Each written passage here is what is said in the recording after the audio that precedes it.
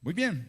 ¿Qué tal si nos colocamos un momento de pie? Me acompañan a segunda de Timoteo, capítulo 2. Segunda de Timoteo, capítulo 2. Voy a leer en la versión Reina Valera. Tú pues, hijo mío, esfuérzate en la gracia que es en Cristo Jesús. Lo que has oído de mí ante muchos testigos, esto encarga a hombres fieles que sean idóneos para enseñar también a otros. Tú pues sufre penalidades como un buen soldado de Jesucristo. Ninguno que milita se enreda en los negocios de la vida a fin de agradar a aquel que lo tomó por soldado. Y también el que lucha como atleta no es coronado, sino lucha legítimamente. Versículo 6. El labrador, para participar de los frutos, debe trabajar primero. Considera lo que te digo y que el Señor te dé entendimiento en todo. Mi Padre, yo te doy gracias por esta mañana, gracias por tu palabra, gracias por la iglesia del encuentro. Padre, tú conoces cada vida que está aquí presente, tú conoces las necesidades espirituales, físicas, familiares de cada uno de ellos, pero nosotros conocemos de que a través de tu palabra tú puedes hablarles, consolarles, instruirles. Aquellos que tengan que tomar decisiones hoy drásticas en su vida, permite que alguna otra la palabra, Señor, pueda hablarles hoy. Que tu Espíritu Santo, Señor, sea en nuestra vida ayudándonos, Señor, a entender ese mensaje para hoy. Bendice tu iglesia en el nombre de Cristo Jesús. Amén y amén. Tome asiento.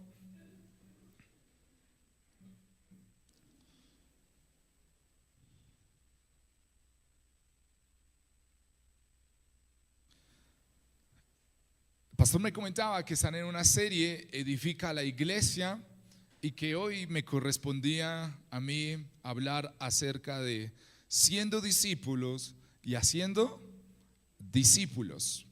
Así que este pasaje de Timoteo creo que nos va a ayudar un poquito a enfocarnos por lo menos en tres cosas. Uno, podríamos hablar de la estrategia del discipulado. Dos, nos podría hablar acerca de algunos desafíos del discipulado. Y tres, creo que nos dará el poder para ser discípulos. Así que cuando hablamos de discipulado, quizás tú vienes por primera, segunda vez, eso es un lenguaje muy evangélico, muy de los cristianos, el discipulado, pero te vendría bien entender esto como relaciones. Para nosotros como cristianos es muy importante tener relaciones sanas con personas, amigos, y esto hablo de tener una relación que tenga como objetivo ver a Jesús como maestro, ver a Jesús como nuestro Salvador. Así que cuando estamos hablando de discipulado, estamos hablando de un amigo que ayuda a otro amigo también a conocer a Jesús. ¿Vale? De pronto en los principios que vamos a hablar, tú no le encuentres alguna practicidad en tu vida, porque estamos hablando de un lenguaje muy para la iglesia y de pronto en tu vida no entiendes muy bien esto, pero te serviría bien que si tienes hijos, esto va a ayudar mucho, porque creo que un llamado al discipular a nuestros hijos podría darte algunas practicidades, algunas cosas prácticas para aplicar lo que vamos a aprender. Muy bien. Edifica iglesia siendo discípulos, haciendo discípulos.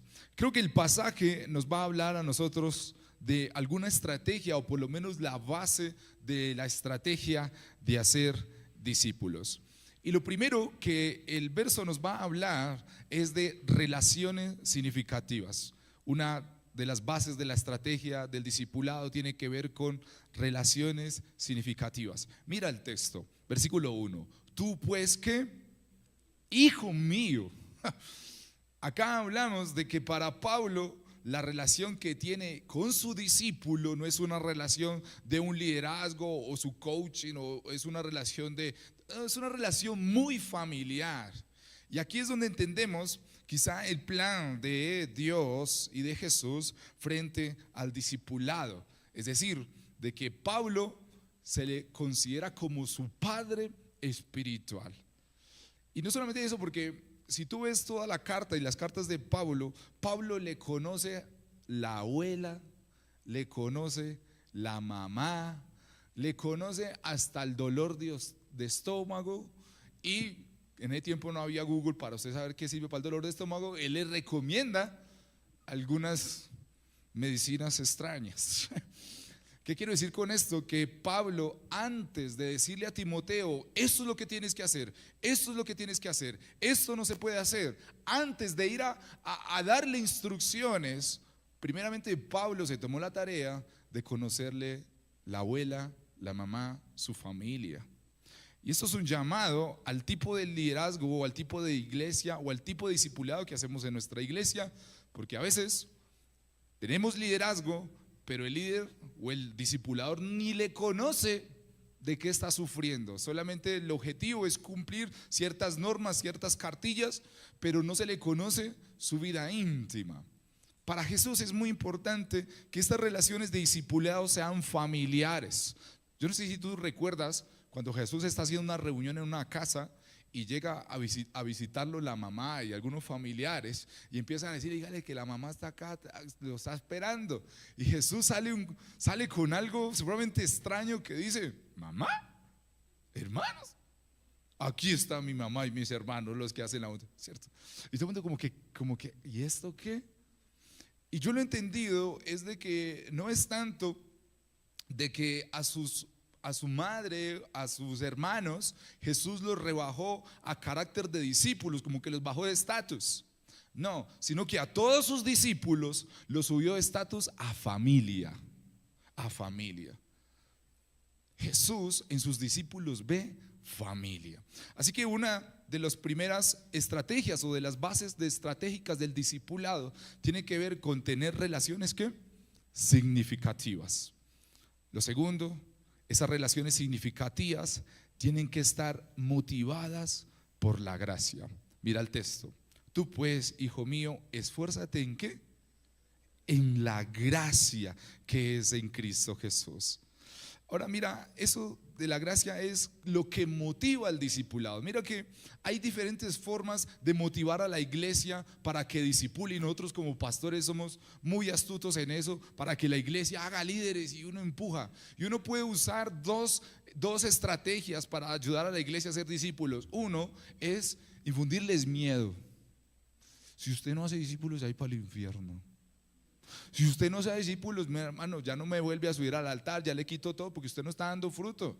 Y entonces el hermanito empieza a llamar aquí, empieza a invitar gente motivado por él miedo.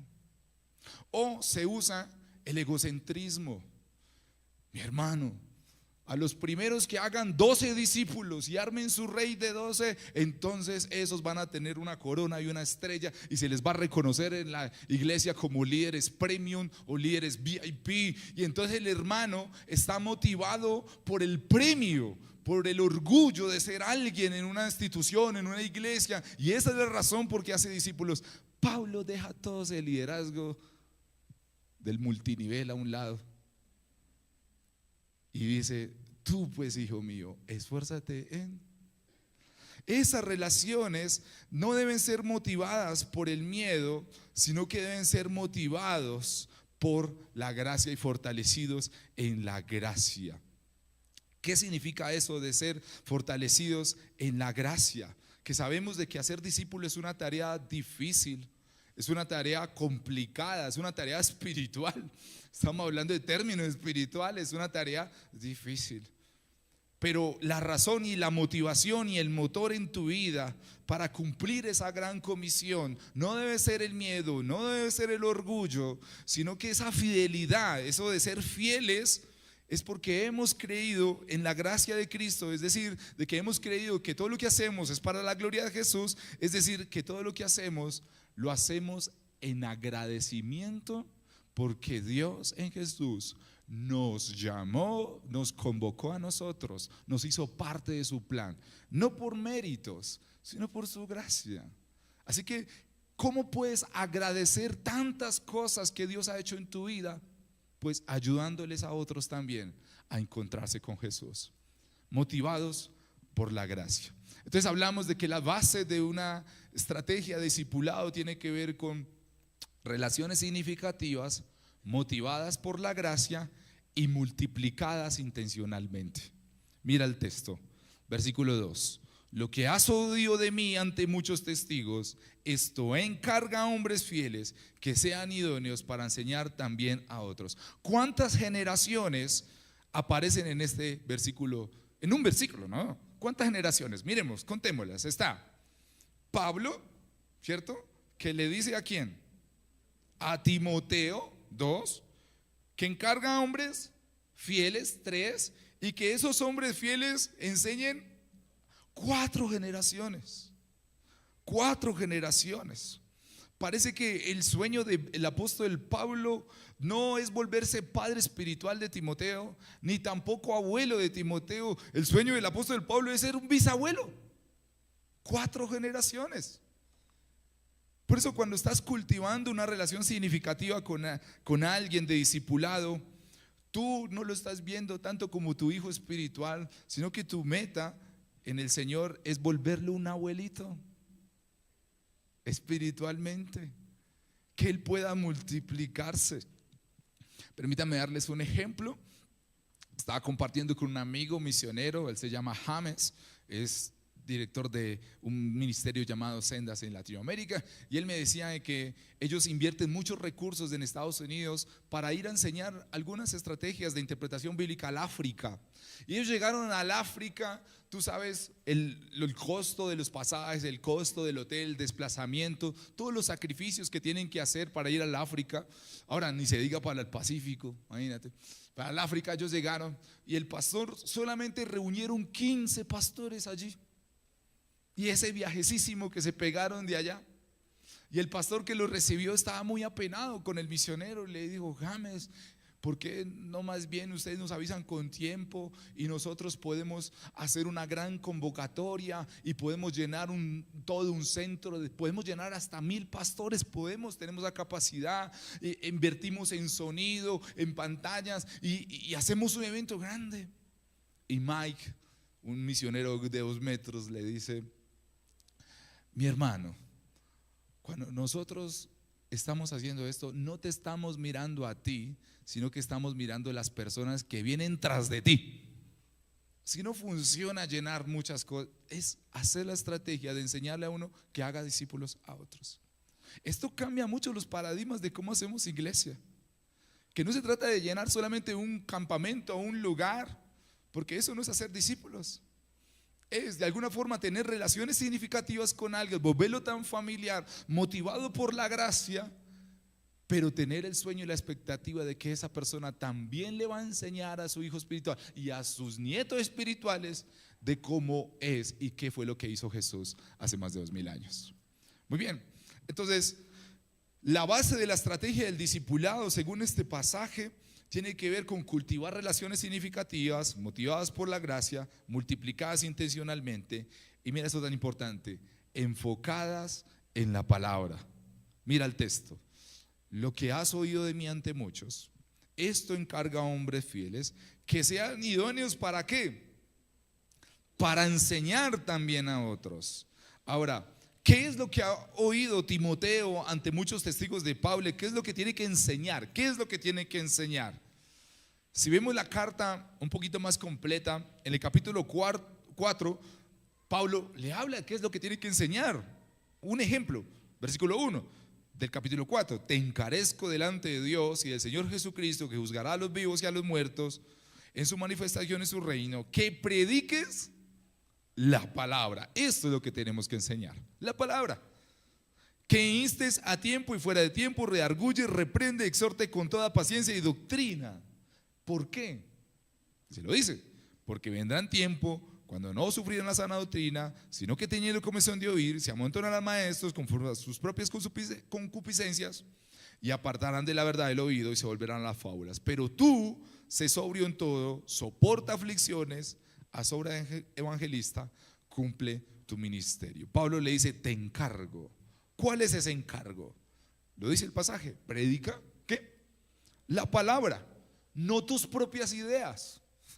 Y esto es un cambio también en la forma en que nosotros enseñamos a ser discípulos, le enseñamos a otras personas. No le enseñamos. ¿Qué es lo que vamos a enseñar? No nuestras ideas, no nuestras filosofías raras, sino que nuestra enseñanza debe basarse ¿en qué?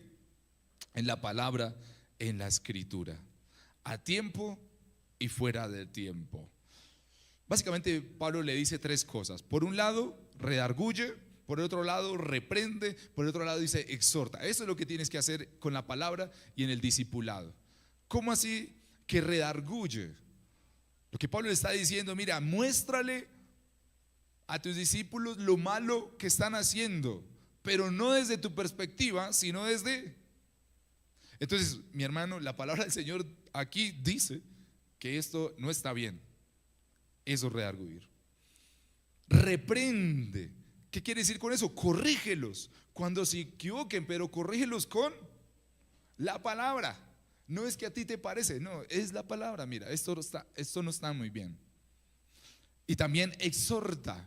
Esto también se puede traducir como anímalos. Pero anímalos ¿con qué? A través de la palabra. A través de la palabra. Dice Pablo, con mucha paciencia. ¿Por qué Pablo tiene que decir con mucha paciencia? Porque Pablo sospecha, digo yo, que estarás discipulando a personas que precisamente hacen cosas malas, que precisamente se desvían y que precisamente necesitan ser corregidos y que por lo general se desaniman fácilmente, ¿cierto? Pablo sospecha posiblemente eso. Ahora, ¿por qué ese encargo de enseñar la palabra es tan necesario? Se lo dice el texto. No sufrirán una sana ¿qué? Doctrina.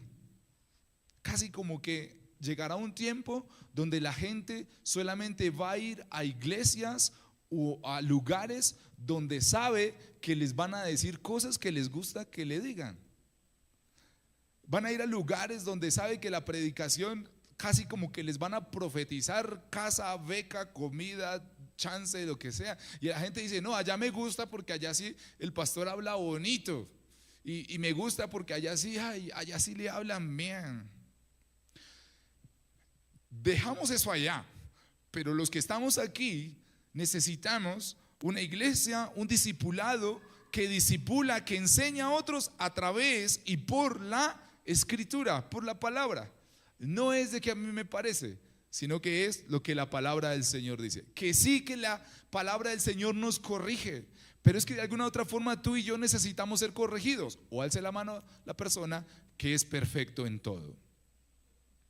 O hace mano la esposa que tiene que sabe o que está segura de que su esposo es perfecto. Díganla, alce la mano la hermana que sabe que su esposo es perfecto. No, Aldo quiere. Alce la mano el esposo que sabe que su esposa es una santa de Dios. ¿A usted quiere que yo que sea también inteligente? No, tampoco. O sea, pasa que parece ser que tenemos relaciones de matrimonio muy seculares. Por ejemplo, yo llevo 7 años de casados, soy un pichoncito apenas, para los 40 y piola que ya tienen ustedes. Pero aquí entre nos yo era muy desordenado y dejaba siempre mi toalla para ahí tirada, porque le cuidé al hermano allá. Y mi esposa es es muy ordenada y todo ese tema en el caso. Le he dicho que no deje la toalla tirada. Se convierte. Y como uno es pastor y cristiano, yo, pero muéstrame eso por la palabra. Eso.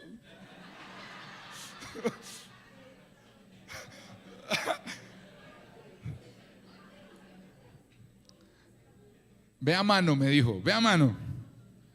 No se lo voy a repetir una. La palabra del Señor dice mano, dice ella. Dios es un Dios de orden. Y usted tiene que ser un Dios de orden. Sí, señora, como orden, la toalla. Cuando en el matrimonio empezamos a exhortarnos, a corregirnos por la palabra, es otra cosa. Pero cuando somos relaciones seculares, cuando el esposo le dice, "Mire, ¿yo por qué tengo que hacer eso?" La respuesta es, pues porque yo lo digo. Y ahí que es una lucha de poderes. Y empiezan a razonar, es que yo tengo razón y no sé qué, pero en base, ¿con base en qué? En lo que tú piensas, en tus deseos. Pero así no se construyen relaciones, porque entonces aquí ¿quién tiene la razón? ¿El que tenga más poder o el que esté aportando más dinero a la casa? Es el que tiene la razón. Pero cuando tú tienes una relación cristiana, y si tú no eres cristiano, te invito a ser cristiano, por eso te conviene tener una regla, algo que decir, aquí alinearme y decir, mira, vamos a someternos a esta palabra. Y la palabra nos dice esto, que Dios es un Dios de orden y tienes que ser de orden. Vale, entonces nos reprendemos por la palabra, y en el discipulado estamos hablando de que nosotros enseñamos la palabra. Entonces repasemos. La base de la estrategia del discipulado parte de cultivar relaciones significativas, motivadas por la gracia, multiplicadas intencionalmente, enfocadas en la palabra. Hasta allí nos habla de ciertas estrategias, pero se vienen muchos desafíos del discipulado. Y aquí vamos a ver algunos. Segundo, los desafíos del discipulado. Versículo 3, mira. Tú pues sufre penalidades como buen soldado de Jesucristo. Ninguno que milita se enreda en los negocios de la vida a fin de agradar a aquel que lo tomó por soldado. ¿Cuál es el enfoque del discipulado? ¿Para dónde van estas relaciones significativas? Y aquí viene el primer desafío. El primer desafío es de que enfocamos al discípulo en agradar a Jesucristo. ¿Como buen qué? Soldado de Jesucristo, quien lo ha tomado por soldado a Timoteo. Pero ¿quién tomó a soldado por Timoteo? Pues Jesucristo. Pablo usa la metáfora de la milicia, un soldado que quiere agradar a sus superiores, a su capitán, a sus comandantes. Eso es una cuestión de honor, ¿sí? Y es aquí donde el primer desafío que nos debemos plantear es que nosotros y nuestros discípulos vivan una vida donde lo que hacen es agradar a Dios, a Jesucristo. Allí es donde lo que enseñamos es de que todo lo que tiene la persona es para agradar a Jesucristo. Y esto es un cambio de paradigma. Y aquí es donde tú empiezas a ver que las cosas son distintas dentro del cristianismo, dentro de seguir a Jesús. Porque, por ejemplo, le enseñamos al discípulo que su trabajo, cualquiera que sea, si tú trabajas en un colegio, si tú trabajas en una empresa o en un hospital, todo tu trabajo debe ser para agradar ¿a quién? Esa es tu misión. El sueldo ya es otra cosa. Las comodidades ya pasan a tercer grado. Pero lo primero que hace una persona que está siguiendo a Jesús es de que toda su vida es para agradar.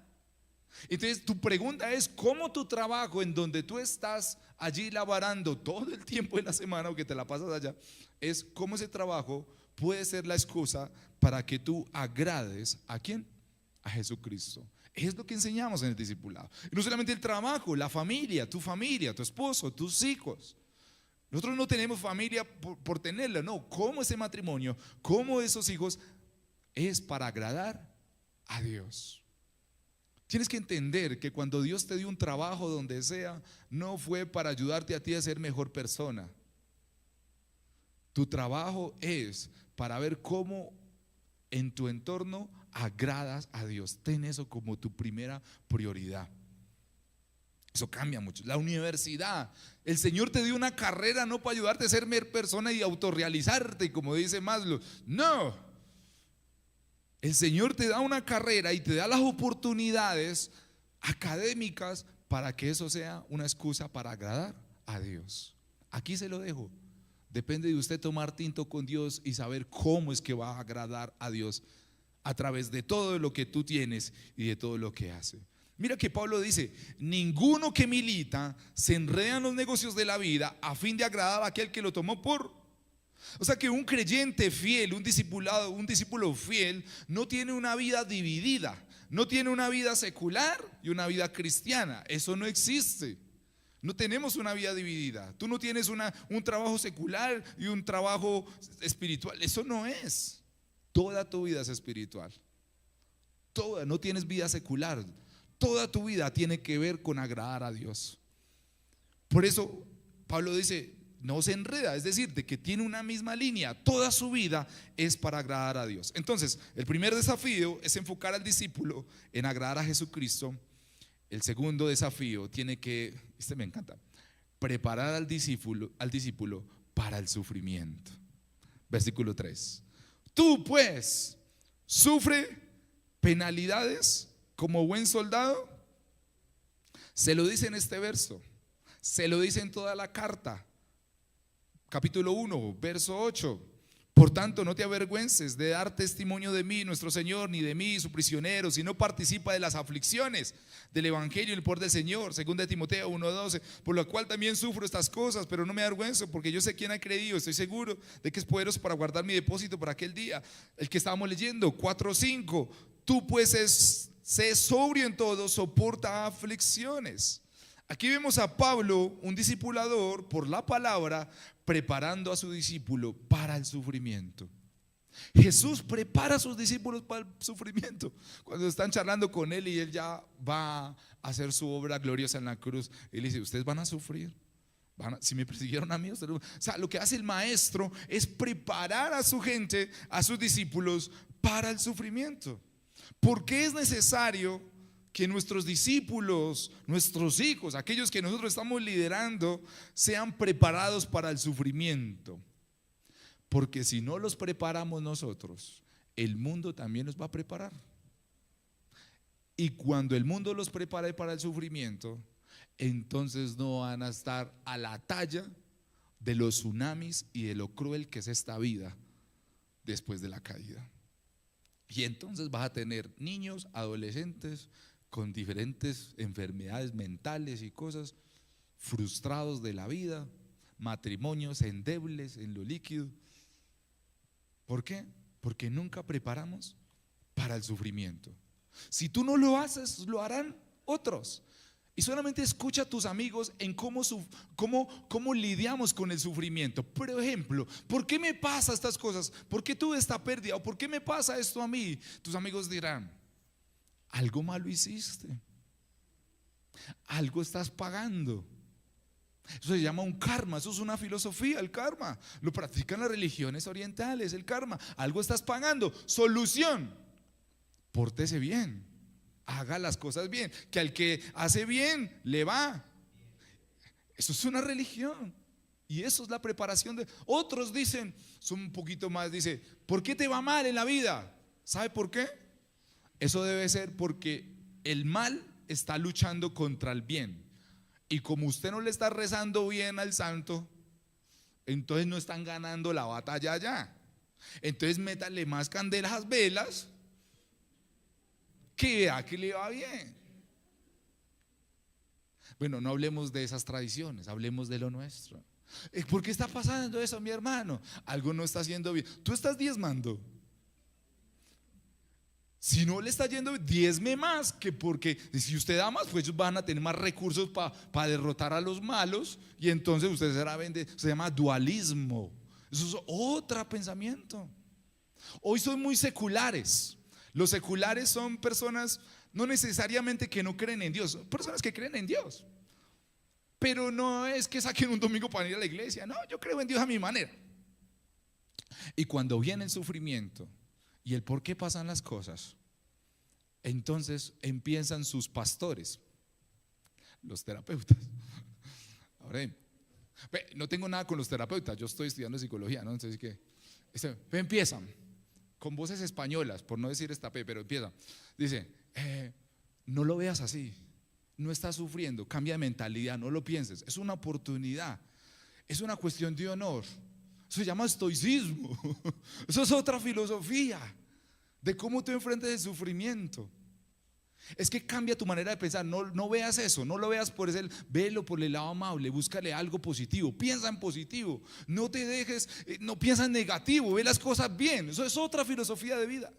Mira, si tú no preparas a tu discípulo para el sufrimiento, todas las filosofías, que son libros muy buenos, está el sentido del sentido de vivir, el sentido de la vida, Víctor Frank, está cómo hacer que pasen cosas buenas, Destapé, son libros muy buenos, pero tienen filosofía. Y nosotros tenemos una belleza de capacitaciones en la palabra de cómo enfrentar el sufrimiento. Y Pablo lo sabe muy bien. ¿Por qué? Porque el cristianismo, para el cristianismo no es normal. El sufrimiento es la causa, es la consecuencia de nuestra naturaleza pecaminosa en el Edén, y por eso este mundo es tan cruel. Pero nosotros los cristianos nos tapamos y decimos: no voy a ver el sufrimiento, lo voy a ignorar. No, nosotros lo miramos de frente porque es la caída del ser humano. No somos pesimistas, pero no negamos: es que yo no estoy enfermo. No, si estás enfermo, mi hermano. No diga estás enfermo. O sea, no puedes decir que porque las palabras tienen poder. Eso no es la palabra. Entonces, tú encaras el sufrimiento. ¿Por qué? Porque nuestro Maestro y Salvador Jesucristo encaró el sufrimiento. Lo vio cara a cara. Pero nosotros los cristianos nos quedamos allí. Sabemos de que Jesús pagó la peor parte de todo nuestro sufrimiento. Y venció. Y resucitó. Y está restaurando todas las cosas. Y llegará un momento donde no habrá enfermedad, ni tristeza, ni dolor, ni pérdida, ni separaciones, ni nada de esas cosas. Y todos los cristianos decimos: algún día llegará ese día. Por ahora, de la mano del Señor vamos a salir adelante. Amén. Estamos ahí. Entonces, en el discipulado preparamos para el sufrimiento. Aquí viene el desafío 3. También enseñamos al discípulo a trabajar como Jesucristo. Mira las imágenes que hace Pablo. Usa 3 imágenes para moldear el carácter de los hombres fieles. 1, el soldado, ¿cierto? El atleta y el labrador. Entonces, un discípulo es entrenado como atleta y soldado para agradar a Dios en todo, para ver cómo agrada a Dios en todo, y también lo enseña a trabajar para ver frutos. Versículo 6, mira el texto. El labrador, para participar de los frutos, debe trabajar ¿qué? Primero.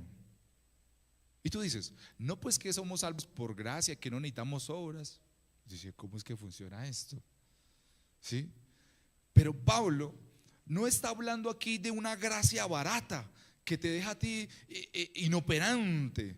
Las personas que piensan que porque trabajar todo es por gracia, entonces no van a trabajar, que todo es por gracia, entonces no trabajan. Esperan el cielo. No, pues como ya el Señor trabajó, yo espero. Y esperan de que la iglesia sea saludable, esperan de que la iglesia empiece a crecer en todas las áreas, y sin hacer nada, esperar la gracia de Dios. Eso es una gracia barata. Pero la gracia costosa es una gracia que te impulsa a trabajar. Eso es otra cosa. Te impulsa. Dios siempre va a impulsar a que tú hagas más cosas para Él. Porque el labrador tiene que preparar la tierra, tiene que regar la tierra, que tiene que sembrar la tierra, que tiene que abonar la tierra, tiene que limpiar, tiene que podar, tiene que cosechar astutamente, porque si no se le pierde ¿qué? La cosecha. Entonces hay iglesias que si bien han creído en la gracia del Señor y que el Señor en el Evangelio les ha dado todo y que el Señor ha trabajado en todo, pero son iglesias que se vuelven perezosas, pues porque ya todo Dios lo dio y no trabajan para la obra. Entonces hay que enseñar al discípulo que por la obra de Jesucristo, esa obra es la que nos motiva a nosotros a trabajar en la misión. A estas alturas, Timoteo, y creo que tú y yo podríamos estar diciendo acá: no entiendo. Soy soldado y tengo que hacer cosas para agradar a Dios, pero ¿será que Dios sí se agrada de mis obras? Soy un atleta que tiene que trabajar y entrenar para ganar el premio, pero parece que como que soy una mascota que si no me dan un premio entonces no trabajo. Soy un labrador que debe trabajar para ver frutos. ¿Será que entonces que todo lo que pueda lograr es por mi trabajo, por mi fuerza? Así que hasta aquí hemos dicho 2 cosas. Uno tiene que ver con la estrategia del discipulado y otro tiene que ver con el desafío del discipulado. Y Timoteo a estas alturas podría estar diciendo: y yo como que tengo que hacer muchas cosas, que ser soldado, que el desafío, que multiplicar. Eso es una lista larga. ¿Qué horas voy a hacer eso? Eso es muy difícil. Es muy difícil. Multiplicarme, que agradar, que no sé qué, que soportar el sufrimiento. Y creo que Pablo sospecha estas cuestiones y entonces le dice esto, versículo 7: considera lo que te digo y el Señor te dé. Yo eso es lo que oro hoy. Considera lo que le estoy diciendo y que el Señor les dé entendimiento. Y aquí es donde enfocamos al discípulo, el cuarto desafío. Enseñamos al discípulo a meditar en las palabras y obras de Jesucristo. Es lo que enseñamos al discípulo. Considera lo que te digo y el Señor te dé entendimiento. O sea, considera, piensa, medite en lo que te estoy diciendo. Ahora, Timoteo puede decir de que esta tarea está muy difícil, de que discipular y multiplicar y dar fruto es difícil, pero ¿de dónde sacamos? Esto es para tomar, ¿cierto, pastor? ¿De dónde sacamos fuerza para nosotros hacer esta tarea tan titánica, diríamos nosotros? Así que necesitamos un poder para ser discípulos. Ese es el punto 3, el poder para ser discípulos. Antes de que Pablo soltare todo lo que estamos charlando hoy, de la estrategia del discipulado, de los desafíos, antes de soltarle todo eso, Pablo empieza con un versículo muy importante. Le dice, versículo 1, tú pues, hijo mío, ¿qué? Esfuérzate en la gracia que es en Cristo Jesús. En otras palabras, en tus fuerzas no vas a poder hacer ni un discípulo. En tus fuerzas no eres capaz de ser un atleta de élite. No eres capaz. Venía en un trancón aquí, yo no sé, las avenidas todas son iguales acá, pero venían por ahí unas 1000 personas de Zapote entrenando. Ruin, ¿no? Imagino que estaban solteras y sin oficio, ¿no?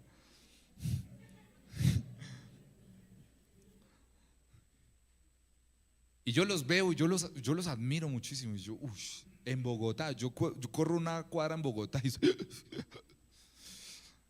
el discipulado en una cuadra, ya estamos cansados de lidiar con la gente. Que este me desanimó, que este ya no quería, que este se volvió para el mundo, que este no sé. Ay, Dios mío, ¿de dónde sacamos fuerza para nosotros hacer discípulos? Tú pues, hijo mío, esfuérzate, ¿qué? Ahí sacamos las fuerzas, en la gracia de nuestro Señor Jesucristo. Pero ¿cómo lo hago? ¿Qué es eso de esforzarme en la gracia? Pablo se lo dice, versículo 8, y nosotros también tenemos que hacerlo hoy. ¿Qué dice? Acuérdate de Jesucristo, del linaje de David, resucitado de los muertos, conforme a mi evangelio, en el cual sufro penalidades, hasta prisiones, a modo de malhechor, mas la palabra de Dios no está presa. Versículo 10. Por tanto, todo lo soporto por amor de los escogidos, para que ellos también obtengan la salvación que es en Cristo Jesús con gloria eterna. Palabra fiel es esta: si somos muertos con Él, también viviremos con Él. Si sufrimos, también reinaremos con Él. Si le negamos, Él también nos negará. 13. Si fuéramos infieles, Él permanece fiel. Él no puede negarse a sí mismo. Pablo pone a Jesús como el verdadero soldado. Si estamos hablando de un soldado, de un atleta, de un labrador, nosotros quedamos en pañales, porque aquí hay un verdadero soldado, Jesús. Jesús es el verdadero soldado que en su vida militó fuertemente para agradar al Padre. Jesús es el verdadero atleta que corrió la carrera pensando en el gozo que nosotros tendríamos al conocerlo a Él. Jesús es el verdadero labrador que trabajó con sus manos para darnos a nosotros esa oportunidad de conocerle. Permítame darles una imagen de lo que yo entiendo que es fortalecerme en la gracia para servir al Señor. Cuando estaba yo pequeñito, yo soy hijo de un padre. Estaba pequeño, soy el menor de 3 hermanos mayores. Y mi papá trabajaba en un colegio, en el colegio universitario Manizales, un colegio de 10 pisos, y él estaba arreglando un tanque que quedaba como en un 4.º piso al vacío. Y él estaba arreglando allí y se cayó. Y cayó como en un tanque, le estoy diciendo, y había una varilla, y la varilla le traspasó acá la muñeca. y le quedó acá la montañita, no le salió, fue porque la piel como que sí, estaba allí, pero él quedó y él llegó a la casa así. Y mi papá fue al hospital y yo, pues no, chino, bien preocupado, papá, pero ¿qué te pasó? ¿Qué estabas haciendo? ¿Qué estabas haciendo, papá? Y él dice, pues trabajando para que usted pueda tener su yogurcito y sus quelos.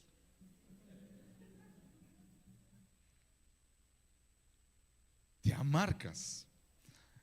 Y cuando ves a Jesús y le reparas las manos, él tiene una cicatriz en su mano, una varilla lo atravesó.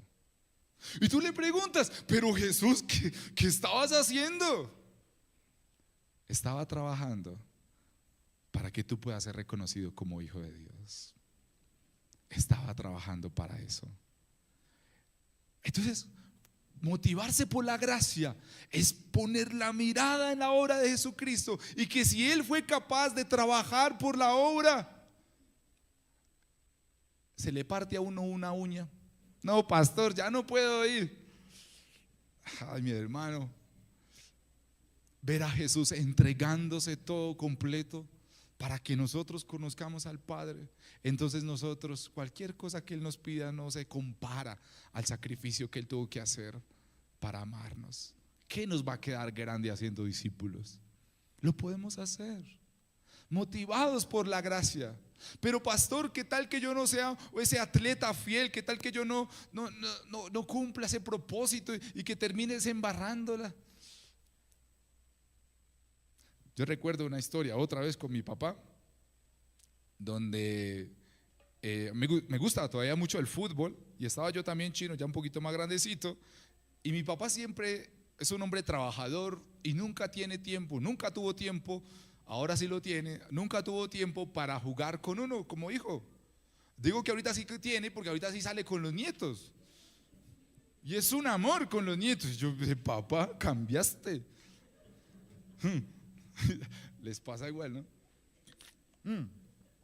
Y pasamos a la final, y entonces era fútbol 7, y yo, papá, jugamos la final, quisiera que, pues bueno, me acompañe, todos los papás van a ir. Mi papá es, ¿quién va a ir por allá? Yo estoy trabajando, no sé qué, no voy. Yo, bueno, fuimos con mi mochilita, llegamos a la final y yo veo a todos los papás con los niños sirviéndoles yogur con quelos allá, está.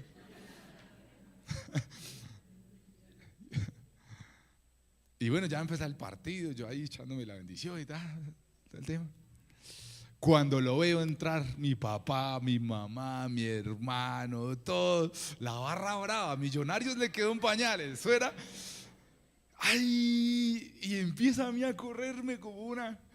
Yo, está mi papá, lo tengo que hacer, pues se me olvidó el cansancio, se me olvidó todo. Yo estaba supremamente, y ese partido lo entregamos, corría allá y allá, hice 3 goles. Y yo miraba a mi papá, yo, te vas a sacar adelante, decía yo, y todo el tema. Y estaba muy motivado y corría y eso pegaba y lo otro y todo el tema. Y yo solamente hacía esto. Mi papá me está viendo, mi papá está viendo, mi papá está viendo. Y yo pensaba, tenía miedo y si la fallo, y si le doy y no me da, ¿qué va a hacer mi papá? Qué pena avergonzarlo. Y ya se iba a acabar el partido, íbamos empatados allí. Y un compañero me la pasó y yo me descaché. E hicieron el gol y pitó el partido y se acabó. Se acabó mi carrera futbolística, se acabó todo. Se acabó todo. Y levanto mi mirada donde estaba mi papá, no lo quería ni ver porque le fallé como hijo, le fallé como atleta, le fallé como soldado, le fallé como discipulador. No doy frutos, no estoy dando frutos, no trabajo como él esperaría que yo trabajara en la misión. Y de pronto siento unos abrazos que me levantan del suelo diciendo, este es mi hijo, estoy orgulloso de ti, lo hiciste súper bien. Yo soy pastor y uno como pastor está anhelando ver frutos en la iglesia. Que haya discipulado, que esto uno se inventa, que edifica iglesia, que vamos para el pasillo. Mira, no, para acá. Pero, mis amados, uno como pastor y liderazgo, uno es, Señor, ¿cómo soy intencional para que la iglesia se vincule, para que la iglesia apoye, para que la iglesia vaya, haga discípulos? Y uno ve el trabajo y uno dice, no ve resultados. Y como líderes y como iglesia, pero no hemos crecido, no hemos hecho nada. Y de repente tú estás en el suelo mirando a tu papá en el cielo y dices, Señor, pero yo, como tú dices, que soldado fiel, que lucha, que sufre penalidad, pero no soy capaz de hacer eso. Y entonces Pablo dice, esfuérzate en la gracia. Es decir, acuérdate que a través de Jesucristo, la obra en la cruz, Él te hizo hijo, familia. No por tus obras, no por tus logros, no por si te pateas y haces gol, sino porque te amó antes de la fundación del mundo. Y cuando eso pasó, Él te levanta. Estás mirando tus errores y es que no eres productivo, es de que no es. Si uno está mirando eso, porque a ti te ve como productivo, como hijo, como soldado, como atleta. ¿Por qué? Porque en ti ve a Jesucristo. Él es tu Padre. Por eso el Padre dice, estoy orgulloso de ti, me agrado de ti. ¿Por qué? Porque estamos en Jesucristo. El día que tú creíste en Jesucristo como tu Señor y tu Salvador, ese día fuiste adoptado y aceptado como hijo. Y eso nada ni nadie se lo va a quitar. Esfuérzate en la gracia. Iglesia, que esta palabra les pueda consolar y ayudar en el discipulado. Y como dice el versículo 7, que el Señor les dé entendimiento en todo. Esté sobre sus pies, vamos a orarle al Señor.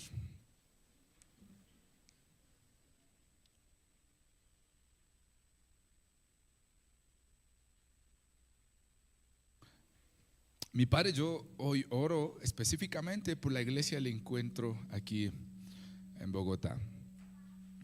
Señor, ellos han escuchado tu palabra aquí expuesta, Jesús, y las estrategias de discipulado, los desafíos de discipulado son tan gigantes que no sabemos cuándo y cómo comenzar. Pero Señor, sobre todas las cosas, ayúdanos a enfocarnos y a verte a ti como nuestro Salvador.